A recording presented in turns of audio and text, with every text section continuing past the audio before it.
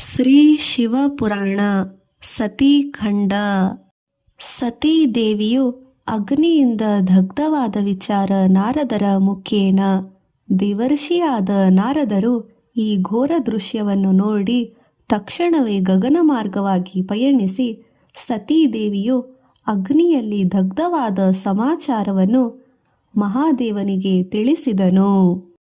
ತನ್ನ ಸತಿಯ ಆತ್ಮಾಹುತಿಯ ವಿಷಯವನ್ನು ನಾರದರ ಮುಖಾಂತರ ತಿಳಿದ ತಕ್ಷಣವೇ ಆ ತ್ರಿಲೋಚನನು 3 ಕಣ್ಣುಗಳಿಂದ ವೀಕ್ಷಿಸತೊಡಗಿದನು. ತನ್ನ ಜಡೆಯನ್ನು ಕೆದರಿ ಅದನ್ನು ನೆಲಕ್ಕೆ ಅಪ್ಪಳಿಸಿದನು.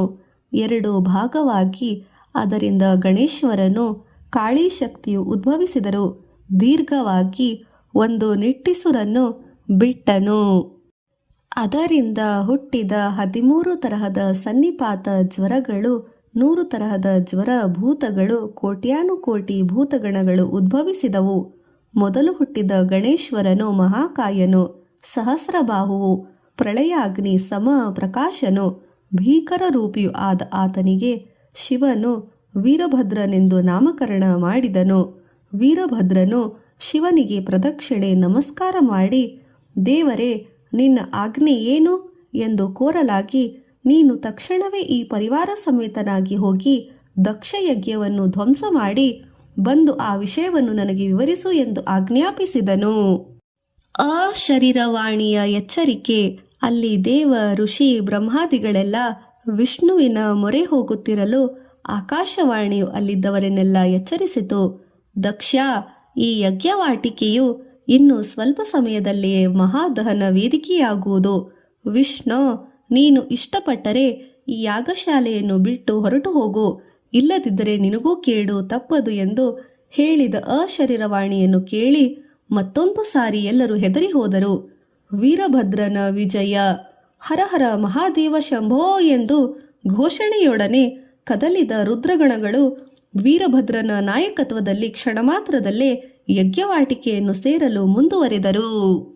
ಸಹಸ್ರ ಸಂಖ್ಯೆಯಲ್ಲಿ ಬಂದು ಸೇರುತ್ತಿರುವ ಆ ರೌದ್ರಕೃತಿಯನ್ನು ನೋಡಿದೊಡನೆ ಬಹಳ ಜನರಿಗೆ ತಮ್ಮ ಪ್ರಾಣವೇ ಹಾರಿ ಹೋದಂತಾಯಿತು. ಅದುವರೆಗೂ ಬಿಂಕದಲ್ಲೇ ನಿಂತಿದ್ದ ದಕ್ಷನು ತಕ್ಷಣ ವಿಷ್ಣುವಿನ ಚರಣಕಮಲಗಳಿಗೆ ಶರಣು ಹೋದನು. ದಕ್ಷ, ಈಗ ಯೋಚಿಸಿ ಪ್ರಯೋಜನವೇನು? ಯಾವ ಸ್ಥಳದಲ್ಲಿ ಪೂಜನೀಯರು ಪೂಜಿಸಲ್ಪಡದೆ ಅಪಾತ್ರರು ಆದರಕ್ಕೊಳಗಾಗುತ್ತಾರೋ ಅಂತಹ ಸ್ಥಳದಲ್ಲಿ ದಾರಿದ್ರ್ಯ ಮರಣ ಭಯ 3 ಸೇರಿ ಬಾಧಿಸುವುದು. ಈಗ ಇಲ್ಲಿಗೆ ಬರುತ್ತಿರುವ ಗಣಾಚರರು ಕೋಟ್ಯಾನುಕೋಟಿ ರುದ್ರಶಕ್ತಿಯರು ಸಾಕ್ಷಾತ್ ರುದ್ರರಂತೆ ಕಾಣಿಸುತ್ತಿದ್ದಾರೆ. ತಕ್ಷಣ ಹೋಗಿ ಅವರಿಗೆ ಶರಣಾಗು. ನಿನ್ನನ್ನು ಸಮರ್ಥಿಸಿದ್ದಕ್ಕಾಗಿ ವಿಪತ್ತು ನಮಗೆಲ್ಲ ಬಂದಿರುವುದು. ಏನೋ ಯಜ್ಞಧರ್ಮದಿಂದ ಯಜ್ಞಕ್ಕೆ ಬಂದು ಇಲ್ಲಿ ಇದುವರೆಗೂ ಇರುವೆನು. ದದೀಚಿ ಮಹಾಮುನಿ ನಿನ್ನನ್ನು ದೂಷಿಸಿ ಬಿಟ್ಟು ಹೊರಟು ಹೋದಾಗಲೇ ನಾನೂ ಹೋಗಬೇಕಾಗಿತ್ತು ಎಂದು ವಿಷ್ಣು ಹೇಳಲು ದಕ್ಷನಿಗೆ ತನ್ನ ಕೈಕಾಲುಗಳು ಚೈತನ್ಯವು ಕುಸಿದಂತಾಯಿತು. ತಾನು ಎಷ್ಟೋ ನಂಬಿಕೊಂಡಿದ್ದ ವಿಷ್ಣುವು ಕೂಡ ತನ್ನನ್ನು ಬಿಟ್ಟು ಹೋಗುವನಲ್ಲ ಎಂದು ಕೂಡ ಭಯಪಡಲಾರಂಭಿಸಿದನು ದಕ್ಷ. ಇದನ್ನೆಲ್ಲ ನೋಡುತ್ತಿದ್ದ ವಿಷ್ಣುವು ದಕ್ಷನಿಗೆ ಅಭಯವನ್ನು ನೀಡುತ್ತಾ, ಇದೆಲ್ಲ ನಡೆದದ್ದು ನೀನು ಮಾಡಿದ ತಪ್ಪಿನಿಂದಲೇ. ಶಿವನಿಗೆ ಶರಣಾರ್ಥನಾಗಲು ಒಪ್ಪುವುದಿಲ್ಲ ಎನ್ನುತ್ತೀಯಲ್ಲ? ನಿಜವೇ. ವೈರಿಗೆ ಬೆನ್ನು ತೋರಿಸಿ ಓಡಿ ಹೋಗುವುದು ಧೀರರ ಲಕ್ಷಣವಲ್ಲ. ಜರುಗಿದ್ದು ಜರುಗಿ ಹೋಗಿದೆ. ಏನು ಆದರೂ ಅದೆಲ್ಲ ಪರಮೇಶ್ವರನ ಕೃತ್ಯವೆಂದು ಸಮಾಧಾನ ಪಟ್ಟುಕೋ. ಏಕೆಂದರೆ ಇನ್ನು ಮಾಡುವುದು ಏನೂ ಇಲ್ಲ. ಅಲ್ಲಿ ನೋಡು, ವೀರ ವಿಜೃಂಭಣೆಯಿಂದ ಕೂಡಿದ ವೀರಭದ್ರನು ಮಹಾಕಾಳಿ ಗಣಗಳೆಲ್ಲವೂ ನಿನ್ನ ಮೇಲೆ ಯುದ್ಧ ಮಾಡಲು ಬರುತ್ತಿದ್ದಾರೆ ಎಂದು ವಿಷ್ಣು ಹೇಳುತ್ತಿದ್ದಂತೆಯೇ ಧೂಳನ್ನು ಏಳಿಸುತ್ತಾ ಕಾರ್ಮೋಡ ರೂಪದಿಂದ ರುದ್ರಗಣಗಳು ಮುಂದೆ ಮುಂದೆ ಸಾಗಿ ಬರುತ್ತಿದ್ದವು. ಪುನಃ ದಕ್ಷನು ದೀನನಾಗಿ ದೇವತೆಗಳೆಲ್ಲರನ್ನೂ ಒಬ್ಬೊಬ್ಬರನ್ನಾಗಿ ಪ್ರಾರ್ಥಿಸಿದನು. ನಿಮ್ಮ ಭುಜಬಲ, ಶೌರ್ಯ, ಧೈರ್ಯ ಇವೆಲ್ಲವನ್ನು ನೋಡಿಯೇ ನಾನು ಈ ಯಾಗವನ್ನು ಪ್ರಾರಂಭಿಸಿದ್ದೆ. ದೇವರಾಜನಾದ ಇಂದ್ರನೇ ಉಪೇಂದ್ರನು ಉಪೇಕ್ಷೆ ಮಾಡಿದನು. ಈಗ ನೀನೇ ನನ್ನನ್ನು ಕಾಪಾಡಲು ಸಮರ್ಥನಾದವನು ಎಂದು ದಕ್ಷನು ಇಂದ್ರನನ್ನು ಬೇಡಿಕೊಂಡನು. 3 ಕೋಟಿ ದೇವತೆಗಳು ತನ್ನ ಅಧೀನದಲ್ಲಿರುವಾಗ ಅವರೆಲ್ಲರೂ ಸೇರಿ ಬಲವು ತನಗೂ ಇರುವಾಗ ರುದ್ರಕೋಟಿ ಸೈನ್ಯವನ್ನು ನಾನು ಸೋಲಿಸಲಾರೇನೋ ಎನ್ನುವ ಧೈರ್ಯದಿಂದ ಸಮರವನ್ನು ಸಾರಿದನು ಇಂದ್ರ. ಇಂದ್ರನು ಐರಾವತವನ್ನೇರಿದನು. ತನ್ನ ಸೈನ್ಯವನ್ನು ಸೇರಿಸಿ ಸಮರಕ್ಕೆ ಸಿದ್ಧನಾದನು. ಸುರಪತಿಯು ಸೇರಿದುದನ್ನು ಕಂಡು ದೇವತೆಗಳೆಲ್ಲರೂ ಕದನಕ್ಕೆ ಸಿದ್ಧರಾಗದೆ ಬೇರೆ ಮಾರ್ಗವಿಲ್ಲ ಎಂದು ಭಾವಿಸಿದರು. ವರುಣಾದಿ ದಿಕ್ಪಾಲಕರು ತಮ್ಮ ತಮ್ಮ ವಾಹನಗಳನ್ನೇರಿದರು. ಕುಬೇರನು ತನ್ನ ಪುಷ್ಪಕ ವಿಮಾನವನ್ನೇರಿ ಯಕ್ಷ ಗಂಧರ್ವ ಕಿನ್ನರ ಕಿಂಪುರುಷರೆಲ್ಲರೂ ಹುರಿದುಂಬಿಸಿದನು. ದಿಕ್ಪಾಲಕರಲ್ಲಿ ಕುಬೇರನಿಗೆ ಪ್ರತ್ಯಕ್ಷವಾಗಿ ಗೌರವಿರುವುದು. ಆತನು ಧನಾಧಿಪತಿ ಕೂಡ ಅಲ್ಲದೆ ಈಶ್ವರನಿಗೆ ಅತ್ಯಂತ ಸನ್ನಿಹಿತನು. ಅಂಥವನೇ ಯುದ್ಧಕ್ಕೆ ಸಿದ್ಧನಾದರೆ ತಾವುಗಳು ಸುಮ್ಮನಿದರೆ ದ್ರೋಹವೆನಿಸುತ್ತಾಗುತ್ತದೆ ಎಂದು ಭಾವಿಸಿ ದೇವತೆಗಳು ಅವರೆಲ್ಲರನ್ನು ಕೂಡಿ ತಮ್ಮ ತಮ್ಮ ವಾಹನವನ್ನು ಏರಿದರು. ಸಮರ ಸನ್ನಾಹದಲ್ಲಿ ದೇವತೆಗಳೆಲ್ಲರೂ ತಮ್ಮ ತಮ್ಮ ವಾಹನವನ್ನು ಏರಿದರು. ನೋಡಿದ ದಕ್ಷನಿಗೆ ಅವರೆಲ್ಲರೂ ತಮ್ಮ ಗೃಹೋನ್ಮುಖರಾಗಿ ಹೋಗಿಬಿಡುವರೆಂದು ಭಯ ಆವರಿಸಿತು. ಹತ್ತಿರದಲ್ಲೇ ಇದ್ದ ಒಬ್ಬ ದಿಕ್ಪಾಲಕನನ್ನು ತನ್ನ ಬಳಿ ಕರೆದು, ನೀನೇ ನನಗೆ ದಿಕ್ಕು ಎಂದನು ದಕ್ಷ. ಆತನೇ ವರುಣನು. ತನ್ನ ವಾಹನದ ಮೇಲೆ ಕುಳಿತು ದಕ್ಷನಿಗೆ ಅಭಯವನ್ನು ಕೊಡುತ್ತಾ ದಕ್ಷ ಪ್ರಜಾಪತಿ, ದಿಗಿಲು ಪಡಬೇಡ. ಕೇವಲ ಒಬ್ಬ ದಿಕ್ಪಾಲಕನಾಗಿ ಅಲ್ಲ, ನಾನು ಸಪ್ತ ದಿಕ್ಪಾಲಕರ ಪರವಾಗಿ ನಿನಗೆ ಅಭಯವನ್ನು ಕೊಡುತ್ತಿದ್ದೇನೆ ಎಂದು ಉಳಿದ ದಿಕ್ಪಾಲಕರನ್ನು ಒಟ್ಟುಗೂಡಿಸಿ ಎಲ್ಲ ದಿಕ್ಕುಗಳಲ್ಲಿಯೂ ರಕ್ಷಣೆ ಒದಗಿಸಲು ಸನ್ನದ್ಧನಾದನು. ಪರಶಿವನೇ ದಿಕ್ಕುಗಳಾಗಿದ್ದಾಗ ವೀರಭದ್ರನು ಭಿಕ್ಕರೋತ್ಸಾಹದಲ್ಲಿ ಒಂದುಗೂಡಿ ಕೋಪ ವೀಕ್ಷಣೆಯುಳ್ಳ ನೇತ್ರದಿಂದ ಕೆಂಡ ಕಾರುತ್ತಾ ದಕ್ಷವಾಟಿಕೆಯನ್ನು ಪ್ರವೇಶಿಸಿದನು. ಬಂದೊಡನೆ ರುದ್ರಗಣಗಳು ಯದ್ವಾ ತದ್ವಾ ಅಲ್ಲಿದ್ದ ದೇವತೆಗಳ ಮೇಲೆ ಬಿದ್ದು ಹೋರಾಡಲು ಪ್ರಾರಂಭಿಸಿದರು. ಋತ್ವಿಕರು ಋಷಿಗಳು ಕಕ್ಕಾಬಿಕ್ಕಿಯಾಗಿ ಚೆದರಿ ಹೋದರು. ಸಾಮಾನ್ಯ ದೇವತೆಗಳು ರುದ್ರಗಣಗಳ ವೀರಾವೇಶದಿಂದಾಗಿ ಚೆಲ್ಲಾಪಿಲ್ಲಿಯಾಗಿ ಹೆದರಿ ಅಮರಾಪುರಕ್ಕೆ ಓಡಿ ಹೋಗಲಾಗಿ ಕೇವಲ ದಿಕ್ಪಾಲಕರು ಮಾತ್ರ ತಮ್ಮ ತಮ್ಮ ಶಸ್ತ್ರ ನೈಪುಣ್ಯತೆಯನ್ನು ಪ್ರದರ್ಶಿಸುತ್ತಾ ಹೋದರು. ವಾಯುದೇವನು ತನ್ನ ವಾಹನದ ಮೃಗವನ್ನೇರಿ ಮಹಾಪ್ರಳಯಾಂತಕವಾದ ಬಿರುಗಾಳಿಯನ್ನೆಬ್ಬಿಸಿ ರುದ್ರಗಣವನ್ನೆಲ್ಲ ಸಪ್ತ ಸಮುದ್ರದಾಚೆ ಎಸೆದು ಬಿಟ್ಟನು. ಅಗ್ನಿದೇವನು ತನ್ನ ತೀಕ್ಷ್ಣವಾದ ಅಗ್ನಿಜ್ವಾಲೆಗಳಿಂದ ಕೆಲವರನ್ನು ನಿದ್ರಾಕ್ಷೀಣ್ಯನಾಗಿ ದಹಿಸಿದನು. ವರುಣನು ಮಹಾಜಲಧಾರೆಯಿಂದ ಗಣಾಚರರನ್ನು ಕೊಚ್ಚಿಕೊಂಡು ಹೋಗುವಂತೆ ಮಾಡಿದನು. ಇತ್ತ ಇಂದ್ರನು ವಜ್ರಾಯುಧದಿಂದ ಎಷ್ಟೋ ಜನರನ್ನು ವಧಿಸಿದನು. ಅದಕ್ಕೆ ಲೆಕ್ಕವೇ ಇರಲಿಲ್ಲ. ಆದರೂ ವಿಜಯ ಮಾತ್ರ ದೇವತೆಗಳ ಪಕ್ಷಕ್ಕೆ ಹೋಗುವ ಬಗ್ಗೆ ಅನುಮಾನ ಉಂಟಾಯಿತು. ಅದಕ್ಕೆ ಕಾರಣ ಅಸಂಖ್ಯಾತವಾಗಿ ಜನಿಸುತ್ತಿದ್ದ ರುದ್ರಗಣಗಳು. ಋಷಿಗಣಗಳೆಲ್ಲ ಸಮಾವೇಶಗೊಂಡು ತೀವ್ರ ಆಲೋಚನೆ ಕೈಗೊಂಡರು. ಶಾಂತಿಪ್ರಿಯರಾದ ಬ್ರಾಹ್ಮಣ ಶ್ರೇಷ್ಠರು ಯಜ್ಞಕರ್ತರನ್ನು ಮಹಾಋಷಿಗಳನ್ನು ಏನೂ ಮಾಡದೆ ಅವರನ್ನು ಅಲ್ಲಿಯೇ ಶಿವಾಗ್ನಿಯಿಂದ ಉಳಿಸಿದ್ದಾನೆಯೇ ವಿನಃ ಇಲ್ಲದಿದ್ದರೆ ವೀರಭದ್ರನ ವೀರ ವಿಹಾರಕ್ಕೆ ದೇವತೆಗಳಿಗೆ ದೊರಕಿದ ರೀತಿಯಲ್ಲಿ ಅವರೆಲ್ಲ ಹಾರಿ ಹೋಗುವರೇ. ಇದೆಲ್ಲವನ್ನು ನೋಡುತ್ತಿದ್ದ ಮುಮುಕ್ಷುಗಳಾದ ಮುನಿವರೆಣ್ಯರು ಮುಕುಂದನ ಮುಂದೆ ಸೇರಿ ಆತನನ್ನು ಪುನಃ ಪ್ರಾರ್ಥಿಸಿದರು. ವೈಕುಂಠವಾಸಿ, ನೀನು ಈಗಲೂ ಸೇರಿಕೊಂಡು ಪಕ್ಷದಲ್ಲಿ ಇನ್ನೂ ಘೋರ ಯುದ್ಧವು ಜರುಗಿ ಹೋಗುತ್ತಲೇ ಇರುವುದು. ದಿಕ್ಪಾಲಕರು ಇನ್ನೂ ದಿಗಂತದಂತೆಲ್ಲ ಆಕ್ರಮಿಸಿದ್ದಾರೆ ಎಂದು ಮೊರೆ ಹೋದರು. ದಕ್ಷನನ್ನು ಈ ಕ್ಷಣದವರೆಗೂ ಕಾಪಾಡುತ್ತಿದ್ದಿ. ಆ ಪುಂಡರೀಕಾಕ್ಷನಿಗೆ ಮಹರ್ಷಿಗಳ ಮ್ಲಾನದವದನನ್ನು ನೋಡಿ ಅತೀವ ವ್ಯಥೆಯಾಯಿತು. ಶಿವನ ಅನುಚರರು ಕೂಡ ಅಪರ ಶಿವನಂತೆ ಕಾಣುತ್ತಾ ಮುಂದೆ ಸಾಗಿದರು. ಒಬ್ಬೊಬ್ಬರು ಪಂಚಮುಖದಿಂದ, ದಶ ಬಾಹುಗಳಿಂದ, ಜಟಾಜೂಟಗಳಿಂದ, ರುದ್ರಾಕ್ಷ ಮಾಲೆಗಳಿಂದ ವಿಭೂತಿ ಧರಿಸಿ, ಶೂಲ ಪಾಶಾದಿ ಆಯುಧಗಳನ್ನು ಧರಿಸಿ ಭಯಂಕರ ರೂಪಧಾರಿಗಳಾಗಿ ಸೇರುತ್ತಿರುವ ಶಿವಗಣಗಳನ್ನು ಭೃಗು ಮಹರ್ಷಿ ಮಂತ್ರಬಲದಿಂದ ಅದುವರೆಗೂ ತಡೆಯುತ್ತಿದ್ದರು. ಅದುವರೆಗೂ ದೇವತೆಗಳ ಪರಯುದ್ಧ ಮಾಡುತ್ತಿದ್ದ ನೈಋತಿ ಈತನು ರಾಕ್ಷಸ ಸಾಂಭೂತನು. ತನ್ನ ಅತಿಶಯ ಪರಾಕ್ರಮದಿಂದ ದಿಕ್ಪಾಲಕರೊಡನೆ ದೇವತೆಗಳ ಪರವಾಗಿ ಹೋರಾಡುತ್ತಿದ್ದ ನಾರಾಯಣನನ್ನು ಶರಣು ಹೋದನು. ದೇವತೆಗಳ ಗುರುವಾದ ಬೃಹಸ್ಪತಿಯು ರುದ್ರಗಣಗಳೊಡನೆ ಹೋರಾಡುತ್ತಿದ್ದ ಇಂದ್ರನನ್ನು ಕುರಿತು, ಅಕಾರಣವಾಗಿ ನೀನು ದೇವತೆಗಳೆಲ್ಲರಿಗೂ ತೊಂದರೆ ಕೊಡುತ್ತಿದ್ದೀಯಾ? ಸಮಸ್ತ ಕರ್ಮಗಳ ಫಲವನ್ನು ಕೊಡುವ ಈಶ್ವರನೊಡನೆ ವೈರವೇ? ಈ ಗಣಾಚರರ ಮುಂದೆ ನಾವು ನಿಲ್ಲಲು ಸಾಧ್ಯವೇ? ಸ್ವಲ್ಪ ಸಂಯಮ ತೆಗೆದುಕೊಳ್ಳಬೇಕು ಎಂದು ಬುದ್ಧಿಮಾತನ್ನು ಹೇಳಿದನು. ಯಜ್ಞಮೂರ್ತಿಯಾದ ಶ್ರೀಮನ್ನಾರಾಯಣನು ದೇವತೆಗಳ ದಿಕ್ಪಾಲಕರ ಋಷಿಗಳ ಅವಸ್ಥೆಯನ್ನು ಪ್ರತ್ಯಕ್ಷವಾಗಿ ನೋಡುತ್ತಿದ್ದು ಕೂಡ ಅದನ್ನು ನಿವಾರಿಸದಿದ್ದರೆ ಅವರು ಇನ್ನೂ ಬಾಧೆ ಪಡುತ್ತಾರೆಂದು ಭಾವಿಸಿ ತನ್ನ ಪಾಂಚಜನ್ಯ ಶಂಖನ್ನು ಊದಿಸಿದನು. ವಿಷ್ಣು ವೀರಭದ್ರರ ಸಂವಾದ. ಆ ಭೀಷಣಪ್ರದವಾದ ಶಂಖನಾದವು ವೀರಭದ್ರನ ಎದೆಯನ್ನು ನಡುಗಿಸಿತು. ದಿಕ್ಕುಗಳಲ್ಲೆಲ್ಲ ಮೊಳಗಿಸಿದ ಆ ಶಂಖನಾದದಿಂದ ಎಲ್ಲಾ ಗಣಗಳು ಒಂದು ಕ್ಷಣ ದಿಗ್ಭ್ರಾಂತರಾದರು. ತಮ್ಮ ಗಣಾಧ್ಯಕ್ಷನಾದ ವೀರಭದ್ರನು ನಿಂತಂತೆ ತಾವು ತಗ್ಗಿ ಕಾಳಿ, ಮಹಾಕಾಳಿ, ಕಾತ್ಯಾಯನಿ ಇತ್ಯಾದಿ ನವದುರ್ಗೆಯರು ಸ್ತಬ್ಧರಾದರು. ವೀರಭದ್ರನು ಎರಡೂ ಕೈಗಳನ್ನು ಜೋಡಿಸಿ, ಮಹಾನುಭಾವ, ಮಹಾಪುರುಷೋತ್ತಮ, ಮಾಧವ, ನಿನಗೆ ನನ್ನ ಈ ನಮಸ್ಕಾರ. ನನಗೆ ಪರಮಶಿವನು ಬೇರೆ, ನೀನು ಬೇರೆ ಅಲ್ಲ. ನನಗೆ ನೀವಿಬ್ಬರಲ್ಲೂ ಒಂದೇ ದೃಷ್ಟಿ, ನೀವಿಬ್ಬರಲ್ಲಿಯೂ ಸಮಭಾವನೆಯೇ. ರುದ್ರನು ನನಗೆ ಎಷ್ಟು ಪೂಜ್ಯನೋ ನೀನು ಅಷ್ಟೇ ಪಿತೃಸಮಾನನು. ಮರಣಕಾಲದಲ್ಲಿ ನಮ್ಮ ದಾಕ್ಷಾಯಣಿಯು ಹೊಂದಿದ್ದ ಮಹಾವೇದನೆಯನ್ನು ಆಕ್ರಂದನಾದವು ನಿನಗೆ ಕೇಳಿಸಲಿಲ್ಲವೇ? ಆ ತಾಯಿಯ ಆರ್ತನಾದವು ಇನ್ನೂ ನನ್ನ ಕಿವಿಗಳಲ್ಲಿ ಪ್ರತಿಧ್ವನಿಸುತ್ತಾ ಇರುವುದು. ಅದು ನನ್ನ ವೀರಾವೇಶವನ್ನು ಪ್ರೋತ್ಸಾಹಿಸುವ ರೀತಿಯಲ್ಲಿ ಇರುವುದು. ದಕ್ಷನ ಪಕ್ಷವನ್ನು ವಹಿಸಿ ನೀನು ಈ ಪುತ್ರ ಸಮಾನನಾದ ನನ್ನ ಮೇಲೆ ಯುದ್ಧವನ್ನು ಪ್ರಕಟಿಸುತ್ತೀಯಾ? ಅದು ತಪ್ಪೋ ಸರಿಯೋ ಎಂದು ವಿಮರ್ಶಿಸಿ ತಕ್ಷಣ ಹೇಳು ಎಂದು ನನ್ನ ಭಿನ್ನಹ ಎಂದು ಆವೇಶದಿಂದ ಯುಕ್ತಾಯುಕ್ತ ವಿಚಕ್ಷಣಾ ದೃಷ್ಟಿಯಿಂದ ಹೇಳಿದ ವೀರಭದ್ರನನ್ನು ಅಭಿನಂದಿಸುತ್ತಾ ಸಂತೋಷಿಸಿದನು ವಿಷ್ಣುವು. ಪುತ್ರ ವೀರಭದ್ರ, ನಿನ್ನ ವಿವೇಚನಾ ಜ್ಞಾನವು ನನಗೆ ಎಷ್ಟೋ ಹೆಮ್ಮೆ ತರುತ್ತದೆ. ಶಿವನಂತೆ ನಾನು ಕೂಡ ಭಕ್ತ ಪರಾಧೀನನು ಎಂಬುದು ನಿನಗೆ ತಿಳಿಯದ ವಿಷಯವೇನಲ್ಲ. ಯಾರ ಪಕ್ಷವನ್ನು ವಹಿಸುತ್ತಿದ್ದೇನೋ ಎನ್ನುವುದು ಇಲ್ಲಿ ಮುಖ್ಯವಾದ ವಿಷಯವೇನಲ್ಲ.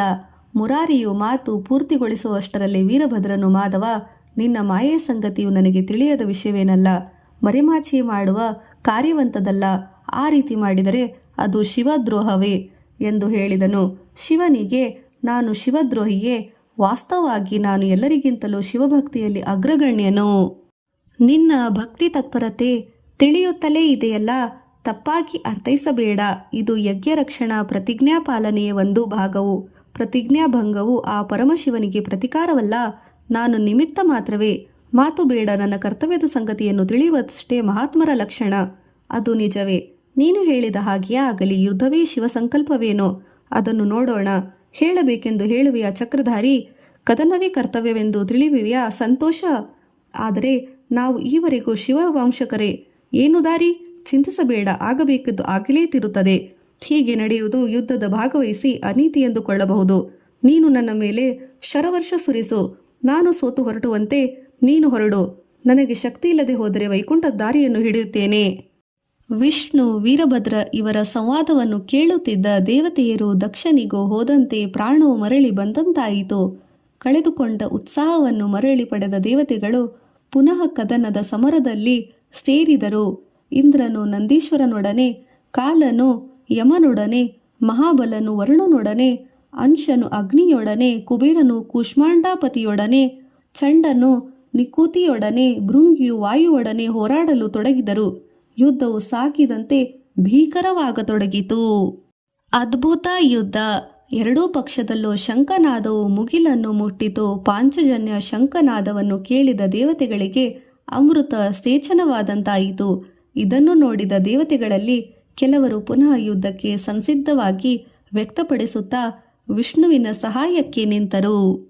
ಒಬ್ಬ ಕ್ಷೇತ್ರಪಾಲನೆಡೆಗೆ ವಿಷ್ಣುವು ತನ್ನ ಸುದರ್ಶನ ಚಕ್ರವನ್ನು ಪ್ರಯೋಗಿಸಿದನು. ವೀರಭದ್ರನು ಈ ಚಕ್ರವನ್ನು ಪರಿಹರಿಸಿದನು. ವಾಸ್ತವವಾಗಿ ವೀರಭದ್ರನು ಉಗ್ರರೂಪನು ತಾಳಿದರೆ ಆ ಉಗ್ರತೆಗೆ ಚಕ್ರವು ನಾಮರೂಪವನ್ನು ಕಳೆದುಕೊಳ್ಳುವ ಪ್ರಮಾದ ಉಂಟಾಗುತ್ತೆಂಬುದು ಗ್ರಹಿಸಿ ವಿಷ್ಣುವು ತಕ್ಷಣವೇ ವೀರಭದ್ರನೊಡನೆ ದ್ವಂದ್ವ ಯುದ್ಧ ಮಾಡಲು ಯೋಚಿಸಿದನು. ಅದನ್ನು ಆತನೊಡನೆ ಪ್ರಸ್ತಾಪಿಸಿದನು. ಈ ಸಮಯದಲ್ಲಿ ವೀರಭದ್ರನು ತನ್ನಲ್ಲಿದ್ದ ತ್ರಿಶೂಲವನ್ನು ವಿಷ್ಣುವಿನ ಮೇಲೆ ಪ್ರಯೋಗಿಸಿದನು. ವೀರಭದ್ರನ ತ್ರಿಶೂಲ ಪ್ರಹಾರಕ್ಕೆ ವಿಷ್ಣುವಿಗೆ ಮೂರ್ಛೆ ಹೋದಂತಾಯಿತು. ವಿಷ್ಣುವು ಮತ್ತೊಂದು ಸಾರಿ ಚಕ್ರವನ್ನು ಪ್ರಯೋಗಿಸಿದನು. ಈ ಸಾರಿ ಚಕ್ರವು ಅದನ್ನು ಪ್ರಯೋಗಿಸಿದ ಹಸ್ತವೂ ಕೂಡ ಸ್ತಂಭಿತವಾಯಿತು. ವೈದಿಕ ಮಂತ್ರ ಪ್ರಭಾವಿತರಾಗಿ ಮುನೀಶ್ವರರು ಹೇಳಿದಂತೆ ಕ್ಷಣಕ್ಕೂ ಭೀಕರವಾಗುತ್ತಿರುವ ಯುದ್ಧವು ಯೋಚನೆಗೂ ನಿಲುಕದ ಸಾಧ್ಯವಿಲ್ಲ. ಕಿಂಚಿತ್ ಆಲಸ್ಯ ಮಾಡಿದರೂ ತೊಂದರೆ ಉಂಟಾಗುವುದು ಯೋಚಿಸಿ ವಿಷ್ಣುವು ತನ್ನ ಶಾರಜ್ಯವೆಂಬ ಧನಸ್ಸನ್ನು ತೆಗೆದುಕೊಂಡನು. ಆದರೆ ಏನು ಲಾಭ? ಅದು ನಿರರ್ಥಕವಾಯಿತು. ಇದರಿಂದಾಗಿ ತನ್ನ ಅಂತರವಾಣಿ ಬೋಧಿಸಿದ ಪ್ರಕಾರ ವೈಕುಂಠಕ್ಕೆ ಹಿಂತಿರುಗಿದನು. ವಿಷ್ಣುವು ವೈಕುಂಠದ ದಾರಿಯನ್ನು ಹಿಡಿದ ನಂತರ ಯಜ್ಞ ಅಧಿದೇವತೆಯ ಪ್ರತಿರೂಪವು ಒಂದು ಮೃಗ ರೂಪವನ್ನು ತಾಳಿ ಆಕಾಶ ಮಾರ್ಗದಲ್ಲಿ ಪಯಣಿಸಿತು. ನಂತರ ವೀರಭದ್ರನು ಯಜ್ಞದಲ್ಲಿ ಭಾಗವಹಿಸಿದ ಮುಖ್ಯರಾದ ಕಶ್ಯಪ ಪ್ರಜಾಪತಿ, ಧರ್ಮದೇವತೆ, ಅರಿಷ್ಟನೇಮಿ, ಅಂಗೀರಸ, ದತರ್ಷಿ, ಕೃಶ್ಯಾಶ್ವ ಎಲ್ಲರನ್ನು ಹೆದರಿಸಿದನು. ಅದಿತಿ, ಸರಸ್ವತಿ ಇತ್ಯಾದಿಯರನ್ನು ಛೇಡಿಸಿದನು. ಭೃಗು ಮಹರ್ಷಿಯ ಕಣ್ಣುಗಳನ್ನು ಕಿತ್ತನು. ಎತ್ತೆಡೆ ರುದ್ರಗಣವು ಯಜ್ಞಾಗ್ನಿಯಲ್ಲಿ ನಾಶಗೊಳಿಸಿದರು. ಯಜ್ಞಕರ್ತನಾದ ದಕ್ಷನನ್ನು ಹಿಡಿದುಕೊಂಡು ವೀರಭದ್ರನು ಕೇವಲ ತನ್ನ ಉಗುರಿನಿಂದ ಆತನ ತಲೆಯನ್ನು ಬೀಟಿ ಯಜ್ಞಕುಂಡದಲ್ಲಿ ಬೀಳುವಂತೆ ಮಾಡಿದನು. ಅದರಿಂದಾಗಿ ಸಮರವು ಮುಗಿಯಿತು. ವಿಜಯೋತ್ಸವದಿಂದ ಕೂಡಿ ತನ್ನ ಪಕ್ಕದಲ್ಲಿ ನಿಂತ ವೀರಭದ್ರನಿಗೆ ಗಣಾಧ್ಯಕ್ಷ ಪದವಿಯನ್ನು ಕೊಟ್ಟು ಸತ್ಕರಿಸಿದನು ಶಂಭು. ಉಗ್ರನು ಶಾಂತನಾದ ವೇಳೆ ದಕ್ಷಯಜ್ಞವನ್ನು ವಿಧ್ವಂಸಿಸಿ ವೀರಭದ್ರನು ಮರಳಿದ ನಂತರ ಯಜ್ಞವಾಟಿಕೆಯು ಬೀಭತ್ಸಮಯವಾಗಿ ಆ ಪ್ರಾಂತ್ಯದಲ್ಲಿ ತಮ್ಮ ತಮ್ಮ ಬಂಧುಗಳನ್ನು ಕಳೆದುಕೊಂಡು ಬಂಧುಗಣಗಳ ಆಕ್ರೋಶದಿಂದ ಒಬ್ಬರನ್ನೊಬ್ಬರು ಸಮಾಧಾನಪಡಿಸುತ್ತಾ ಇದ್ದರು. ಎಲ್ಲರೂ ಕೂಡ ತಮ್ಮ ತಮ್ಮ ಪ್ರಾಣವನ್ನು ರಕ್ಷಿಸಲು ಒಟ್ಟಾಗಿ ಬ್ರಹ್ಮನನ್ನು ಸೇರಿ ತಮಗೊಂದು ದಾರಿ ತೋರಿಸಲು ಕೋರಿಕೊಂಡರು. ಪ್ರಜಾಪತಿಯ ಮಾರ್ಗದರ್ಶನದಲ್ಲಿ ಎಲ್ಲರೂ ವೈಕುಂಠಕ್ಕೆ ತೆರಳಿದರು. ಬಹಳವಾಗಿ ಯೋಚಿಸಿದ ನಂತರ ವೈಕುಂಠವಾಸಿ ಹೇಳಿದ ಉಪಾಯದ ರೀತಿಯ ಎಲ್ಲರೂ ತಿರುಗಿ ಮಹಾಶಾನ ರೂಪದಿಂದ ಯಕ್ಷವಾಟಿಕೆಯ ಬಳಿ ಸೇರಿ ಅಲ್ಲಿಂದ ಪರಮಶಿವನನ್ನು ಪ್ರಾರ್ಥಿಸತೊಡಗಿದರು. ಭಕ್ತಜನ ಸುಲಭನು ಆರ್ತಜನವ ಶಂಕರನಾದ ಆದ ಶಂಕರನು ಅಲ್ಲಿ ಪ್ರತ್ಯಕ್ಷನಾದನು. ಶಿವಾನುಗ್ರಹ ದೊರಕಿದ ವೇಳೆ ಶಿವನು ನಿತ್ಯ ಸಂಶಾನವಾಸಿಯಲ್ಲವೇ? ಆದರೂ ಸತೀದೇವಿಯ ಮರಣಾನಂತರ ಜರುಗಿದ ವಿಚಾರಗಳೆಲ್ಲ ಸತ್ಯವೇ? ವೈರಾಗ್ಯದಿಂದ ಆವರಿಸಿದ್ದ ಮಹಾದೇವನು ಅಲ್ಲಿನ ಹೃದಯ ವಿದ್ರಾವಕ ದೃಶ್ಯವನ್ನು ನೋಡಿ ಸಂಕಟಪಟ್ಟನು. ಯಜ್ಞವಾಟಿಕೆಯಲ್ಲಿನ ಬಿಭತ್ಸೆಯನ್ನು ಕಣ್ಣಾರೆ ಕಂಡು ತನ್ನ ಆವೇಶದಿಂದಾಗಿ ಅನರ್ಥವೇ ಇದೆಲ್ಲ ಎಂದು ಗ್ರಹಿಸಿದ ಪರಮಶಿವನು ನಂತರ ಕರುಣಾಪೂರ್ಣ ಮೂರ್ತಿಯಾದನು. ವೀರಭದ್ರನು ವಿನಯದಿಂದ ಕೈ ಮುಗಿದು ನಿಂತಿರುವುದನ್ನು ಗಮನಿಸಿದ ಶೂಲಿ, ಯಾಗಕ್ಕಾಗಿ ತಯಾರಿಸಿದ ಕುಂಡವನ್ನು ನಾಶ ಮಾಡು ಎಂದು ಹೇಳಿದರೆ, ಇಷ್ಟು ಜನರ ವಿನಾಶಕ್ಕೆ ಕಾರಣನಾದೆಯಲ್ಲ ವೀರಭದ್ರ ಎಂದು ಅಲ್ಲಿ ಮೃತರಾಗಿ ಜೀವರಹಿತನಾಗಿ ಬಿದ್ದಿದ್ದ ಜನರ ಮೇಲೆ ತನ್ನ ಅಮೃತಪೂರಿತ ದೃಷ್ಟಿಯನ್ನು ಪ್ರಸರಿಸಿದನು. ಹಸ್ತವನ್ನು ಕಳೆದುಕೊಂಡ ಅಶ್ವಿನಿ ದೇವತೆಗಳಿಗೆ ಪೂಷನು ತಿರುಗಿಕೊಟ್ಟನು. ಕಣ್ಣುಗಳನ್ನು ಕಳೆದುಕೊಂಡ ಭೃಗುವಿಗೆ ಮೇಕೆಯ ಕಣ್ಣುಗಳನ್ನು ಜೋಡಿಸಿದನು. ಇದನ್ನು ನೋಡಿದ ಬ್ರಹ್ಮನಿಗೂ ಕೂಡ ಆಸೆ ಚಿಗುರಿತು. ಸಮಸ್ತ ವಿಶ್ವವನ್ನು ಸೃಷ್ಟಿಸಿದಂತೆಯೇ ದೇವತೆಗಳನ್ನು ತನ್ನ ಸೃಜನ ಶಕ್ತಿಯಿಂದ ಬದುಕಿಸಿದಂತೆ ತನ್ನ ಕುಮಾರನಾದ ದಕ್ಷ ಪ್ರಜಾಪತಿಯನ್ನು ಆ ಪರಮೇಶ್ವರನು ಪುನರ್ಜೀವಿಸುವಂತೆ ಮಾಡಬಹುದೆಂದು ಆಶಿಸಿ ಬ್ರಹ್ಮ ಮಹೇಶ್ವರನನ್ನು ಸ್ತುತಿಸತೊಡಗಿದನು. ಹೇ ಸರ್ವೇಶ್ವರ, ಸರ್ವವ್ಯಾಪಿ, ವಿಶ್ವರೂಪ, ವಿಶ್ವಾತ್ಮ, ಆಪದ್ಬಾಂಧವ, ಜಗದ್ರಕ್ಷಕ, ಪ್ರಪಂಚದಲ್ಲಿನ ಸಮಸ್ತ ಪ್ರಾಣಿಗಳನ್ನು ಸೃಷ್ಟಿಸುವ, ಪೋಷಿಸುವ, ಲಯಿಸುವ ಕರ್ತವ್ಯವನ್ನು ನಿರ್ವಹಿಸುತ್ತಿರುವ ನಿನಗೆ ಅನಂತ ಕೋಟಿ ಪ್ರಣಾಮಗಳು. ಪುತ್ರಶೋಕದಿಂದ ತಪಿಸುತ್ತಿರುವ ನನ್ನನ್ನು ಕರುಣಿಸು, ನನಗೆ ವರವನ್ನು ಕರುಣಿಸು ಮಹೇಶ್ವರ ಎಂದು ಸಾಷ್ಟಾಂಗ ನಮಸ್ಕಾರ ಮಾಡಿದನು. ದಯಾಳುವಾದ ಆ ಭೋಳಾಶಂಕರನು ಸುರಚೇಷ್ಟ. ದಕ್ಷನ ಮರಣಕ್ಕೆ ಯಾರೂ ಕಾರಣರಲ್ಲ, ಆತನ ಅಹಂಕಾರ ಕರ್ಮವೇ ಕಾರಣ. ತನ್ನ ಆಧಿಪತ್ಯವನ್ನು ಹೆಚ್ಚೆಂದು ತಿಳಿಯುವವರು ಇತರರ ಆಧಿಪತ್ಯವನ್ನು ಔನ್ನತ್ಯವನ್ನು ಗುರುತಿಸಲು ಪ್ರವರ್ತಿಸಬೇಕು. ಅದು ವಿಚಕ್ಷಣೆ. ಅದಿಲ್ಲದಿದ್ದರೆ ನಿನ್ನ ಪುತ್ರನಿಗೆ ಹಾನಿಯುಂಟಾಯಿತು. ಸರಿ, ಆದದ್ದು ಆಗಿ ಹೋಯಿತು ಎಂದು ವೀರಭದ್ರನೆಡೆಗೆ ನೋಡುತ್ತಾ, ವೀರಭದ್ರ, ದಕ್ಷಿಣ ಕಳೇಬರವು ಮುಂಡದಿಂದ ಪಾದದವರೆಗೂ ಎಲ್ಲಿ ಬಿದ್ದಿರುವುದು? ಆದರೆ ತಲೆಯು ಮಾತ್ರ ಕಾಣಿಸುತ್ತಿಲ್ಲವಲ್ಲ, ಸ್ವಲ್ಪ ಅದನ್ನು ಹುಡುಕಿತಾ ಎಂದು ಆಜ್ಞೆಯಿತ್ತನು. ದಕ್ಷನ ಪುನರ್ಜೀವನ. ಪರಮೇಶ್ವರ, ನನ್ನನ್ನು ಮನ್ನಿಸು. ವೀರಾವೇಶದಿಂದ ನಾನು ದಕ್ಷನ ಶಿರಸ್ಸನ್ನು ಕತ್ತರಿಸುವಾಗ ಅದು ಎಗರಿ ಯಜ್ಞಕುಂಡದಲ್ಲಿ ಬಿದ್ದು ಹೋಯಿತು. ಅದು ಪೂರ್ತಿ ಭಸ್ಮವಾಗಿ ಹೋಯಿತು. ನೀವು ಅಪ್ಪಣೆ ಮಾಡಿದರೆ ಒಂದು ಮೇಕೆಯ ಶಿರಸ್ಸು ಇರುವುದು, ಅದನ್ನು ಬೇಕಾದರೆ ತರುವೆ ಎಂದು ನಿವೇದಿಸಿದನು ವೀರಭದ್ರ. ಒಂದು ಕ್ಷಣ ಯೋಚಿಸಿ ಸರಿ ಎಂದನು ಈಶ್ವರ. ತಕ್ಷಣ ಆ ಕೆಲಸವನ್ನು ಮಾಡಿದನು ವೀರಭದ್ರ. ಸಾಕ್ಷಾತ್ ಪರಮೇಶ್ವರನೇ ಪ್ರಾಣ ಪ್ರತಿಷ್ಠಾಪನೆ ಮಾಡಿದ ನಂತರ ದಕ್ಷನಿಗೆ ಪುನರ್ಜೀವ ಉಂಟಾಯಿತು. ಬ್ರಹ್ಮನಿಗೆ ಬ್ರಹ್ಮಾನಂದವಾಯಿತು. ತನಗೆ ಪುನರ್ಜೀವವನ್ನು ಕೊಟ್ಟ ಸರ್ವೇಶ್ವರನನ್ನು ವಿನಯಪೂರ್ವಕ ವಂದನಾಪೂರ್ವಕ ದೃಷ್ಟಿಯಿಂದ ನೋಡುತ್ತಾ, ಹೇ ಸನಾತನ ಮೂರ್ತಿ, ಆದಿದೇವ, ಸಕಲ ಲೋಕಪಾಲಕ, ರಕ್ಷಕ, ಜಗನ್ಮಂಗಳ ಮೂರ್ತಿ, ಈ ನಾಮಗಳಿಗೆಲ್ಲ ಅರ್ಹತೆಯನ್ನು ಹೊಂದಿರುವ ಏಕೈಕ ಮೂರ್ತಿಯಾದ ನೀನು ನಾನು ಆಚರಿಸಿದ ಅನೇಕ ಅಪರಾಧಗಳಿಂದ ನನ್ನನ್ನು ಮನ್ನಿಸುವಂತೆ ಪುನಃ ಪುನಃ ಪ್ರಾರ್ಥಿಸುತ್ತೇನೆ. ಹರನೆಂಬ ನಿಮ್ಮ ನಾಮಧೇಯದಿಂದ ನೀವು ನನಗೆ ನನ್ನ ಎಲ್ಲ ಪಾಪಗಳನ್ನು ದೂರೀಕರಿಸಿ ಸದಾಶಿವ ನಿನಗೆ ನನ್ನ ಸಾಷ್ಟಾಂಗ ನಮಸ್ಕಾರಗಳು ಎನ್ನುತ್ತಾ ಮೇಷಮುಖಿ ದಕ್ಷನು ಸಾಷ್ಟಾಂಗ ನಮಸ್ಕಾರ ಮಾಡಿದನು. ದಯಾಪೂರಿತ ದೃಷ್ಟಿಯಿಂದ ನೋಡುತ್ತಾ, ದಕ್ಷ ಪ್ರಜಾಪತಿ, ಒಂದು ಗೋಪ್ಯವಾದ ದಿವ್ಯ ಉಪದೇಶವನ್ನು ಮಾಡುತ್ತೇನೆ ಕೇಳು. ಈ ಲೋಕದಲ್ಲಿ ನನ್ನ ಭಕ್ತರು 4 ವಿಧವಾಗಿರುತ್ತಾರೆ. ಅವರೆಂದರೆ ಆರ್ತರು, ಜಿಜ್ಞಾಸಿಗಳು, ಅರ್ಥಾತುತರು ಮತ್ತು ಜ್ಞಾನಿಗಳು. ಇವರಲ್ಲಿ ಮೊದಲಿಗೆ ಆರ್ತರು ಮಾಯಾಮಯ ಜಗತ್ತಿನಲ್ಲಿ ಆಪತ್ತು ಒದಗಿದಾಗ ತಮ್ಮನ್ನು ಕಾಪಾಡು ಎಂದು ಬೇಡಿದಾಗ ಅವರ ಆದ್ರ ತ್ರಾಣನಾಗುತ್ತೇನೆ. ಎರಡನೆಯವರು ಜಿಜ್ಞಾಸಿಗಳು. ಇವರಲ್ಲಿ ನನ್ನಲ್ಲಿ ಅಪಾರ ಭಕ್ತಿ. ಇದರಿಂದಾಗಿ ಇವರು ಗೋಚರಿತವಾದ ಸರ್ವ ಪದಾರ್ಥಗಳಲ್ಲಿ ನನ್ನ ಅಂಶವನ್ನೇ ಕಾಣುತ್ತಾ ಇರುತ್ತಾರೆ, ನನ್ನನ್ನು ಶೋಧಿಸುತ್ತಾ ಇರುತ್ತಾರೆ. ಇವರಲ್ಲಿ ಜ್ಞಾನದಾಸಿಯು ಅಂಕುರಸ್ಥಾಯಿಯಾಗಿರುತ್ತದೆ. ಹಾಗೆಯೇ ಮಾಯಾಮೋಹಿತರಾಗಿ ಪುನಃ ಪುನಃ ಭೇದಿಸುತ್ತಾ ನನ್ನ ತತ್ವ ಜಿಜ್ಞಾಸೆಯಲ್ಲಿ ಮುಳುಗಿರುತ್ತಾರೆ. ಇನ್ನು ಮೂರನೆಯವರು ಆರ್ಥಾತುತರು. ಭೌತಿಕ ಪ್ರಪಂಚದಲ್ಲಿ ಜೀವಿಸಲು ಅವಶ್ಯಕವಾದ ಸಕಲ ಪದಾರ್ಥಗಳನ್ನು ಧನ, ಭೋಗ ಇತ್ಯಾದಿ ಇವರು ಕೋರಿಕೊಳ್ಳುತ್ತಿರುತ್ತಾರೆ. ನಾಲ್ಕನೆಯವರು ಶ್ರೇಷ್ಠವಾದ ಜ್ಞಾನಿಗಳು. ಈ ಶ್ರೇಣಿಯಲ್ಲಿ ಬರುವ ನನ್ನ ಭಕ್ತರು ಸಾಮಾನ್ಯರಂತೆ ಯೋಚಿಸುವುದಿಲ್ಲ. ಜ್ಞಾನವಿಲ್ಲದಿದ್ದರೆ ನನ್ನ ಪೂಜಿಸುವುದು, ಸ್ತುತಿಸುವುದು ವ್ಯರ್ಥ. ನೀನು ಕೇವಲ ಕಾಮ್ಯ ಕರ್ಮವನ್ನು ಆಚರಿಸುವ ನಿಷ್ಠನು. ಕರ್ಮದಿಂದ ಈ ಸಂಸಾರವನ್ನು ದಾಟಲಾಗದು. ಜಪ, ದಾನ, ಯಜ್ಞಗಳು, ಕರ್ಮಫಲಗಳನ್ನು ಕೋರಿ ನಡೆಸುವವರು ಅಜ್ಞಾನಿಗಳು. ಜ್ಞಾನವಿಲ್ಲದೆ ಕರ್ಮದ್ವಾರದಿಂದಲೇ ಶಿವತತ್ವ ಎಂದು ಹೇಳುವವರಿಗೆ ನನ್ನ ಅಖಂಡ ತತ್ವವು ತಿಳಿಯಲಾರದು ಎಂದು ಬೋಧಿಸಿದನು. ಈ ಮಹತ್ತರವಾದ ಉಪದೇಶವು ಸಾಕ್ಷಾತ್ ಶಿವಮುಖದಿಂದ ನಿರ್ಗತ ಭಾಷಾಣಪೂರಿತವಾಗಿ ವಾಗ್ದೋಷವಾಯಿತು. ಇದನ್ನು ಸರಿಯಾಗಿ ಅವಗತ ಮಾಡಿಕೊಂಡ ಮಹಾಮುನಿಗಳು ಜ್ಞಾನಿಗಳಾದರು. ಬ್ರಹ್ಮನು ಕೂಡ ತನ್ನ ಕುಮಾರನಿಗೆ ಉಚಿತ ರೀತಿಯಲ್ಲಿ ಬೋಧನೆ ಮಾಡಿ ತನ್ನ ಲೋಕಕ್ಕೆ ಪ್ರಯಾಣ ಮಾಡಿದನು.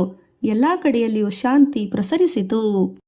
ವಾಸ್ತವವಾಗಿ ಸತೀದೇವಿಯು ಮರಣಿಸ್ತಳೆಂದು ಭಾವಿಸಲಾಗದು. ಅವಳು ದಾಕ್ಷಾಯಣಿಯಾಗಿ ತನ್ನ ಅಂಶವನ್ನು ಒಂದು ಗೋಪ್ಯವಾದ ಪರಸಾಧನೆಗಾಗಿ ಅವಳು ಸತೀದೇವಿಯಾಗಿ ಅವತರಿಸಿ ವಿರಮಿಸಿದಳು. ಆ ಸಾಧನೆಗೋಸ್ಕರವಾಗಿ ಅವಳು ಮತ್ತೊಂದು ಅವತಾರವನ್ನು ತಾಳುತ್ತಾಳೆ ಎಂದು ಹೇಳುತ್ತಿರುವಾಗ ಸಂಧ್ಯಾಕಾಲವು ಸಮೀಪಿಸಿದಂತಾಗಿ ಸೂತ ಮಹರ್ಷಿಗಳು ಕಥಾಶ್ರವಣವನ್ನು ನಿಲ್ಲಿಸಿದರು. ಎಲ್ಲರೂ ತಮ್ಮ ತಮ್ಮ ವಿಧಿವಿಹಿತ ಕರ್ಮಗಳಲ್ಲಿ ಮಗ್ನರಾದರು. ಇಲ್ಲಿಗೆ ಸತೀಖಂಡ ಸಂಪೂರ್ಣವಾಯಿತು. ಶಿವಾರ್ಪಣಮಸ್ತು.